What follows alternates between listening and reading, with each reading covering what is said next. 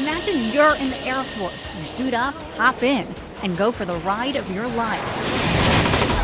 But there are moments that you're up there and you just think about how grateful you are that you have the job that you have. But before you get lost in the clouds, spend some time on the ground with Major Paul Murphy. How long does it take for him to suit up? About 2 minutes.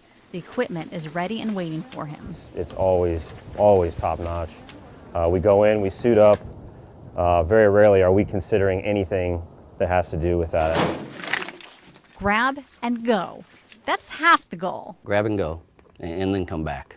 And John Bach takes both parts of that goal very seriously. He's retired from active duty. Now, as a civilian, he's in charge of more than 20 other civilians who make the Air Force fly. We inspect about 65 pieces of equipment per day: helmet, mask, harnesses, G-suits, life preservers, life raft. So pretty much anything a pilot will have on board. The civilians inspect and maintain every piece, because every strap, every buckle, it has to work right the first time. No second chances. No, absolutely, their lives are in our hand, but it's teamwork. Quite literally, the pilots would not survive the flight without the helmet Bach's holding. The oxygen mask is connected to the helmet. Inside the oxygen mask is the microphone. Daniel Guerra, a member of the civilian team, walked me through what he checks every day. I'm ready. He fits my helmet and mask, pulling and tugging on all the straps to make sure air won't leak out. We push it in and it locks it in place. The aircraft has the same connection. This machine tests the oxygen system. As she's breathing, the red light will flicker. Guerra flips a switch to test the pressure. Go up to 45. And the machine simulates what it's like to breathe when you're pulling G's at 45,000 feet. You should feel pressure. And what that does, it forces you to take more air.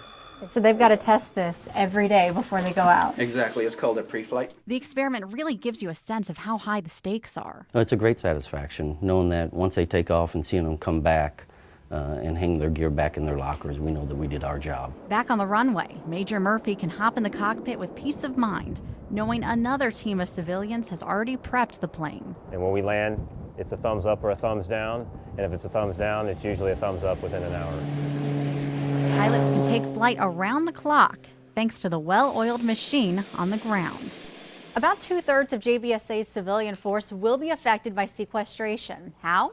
That's the big question that the government is still trying to answer, because as you saw, the Air Force depends on their hard work every minute of every day. Emily Balcom, News 4, San Antonio.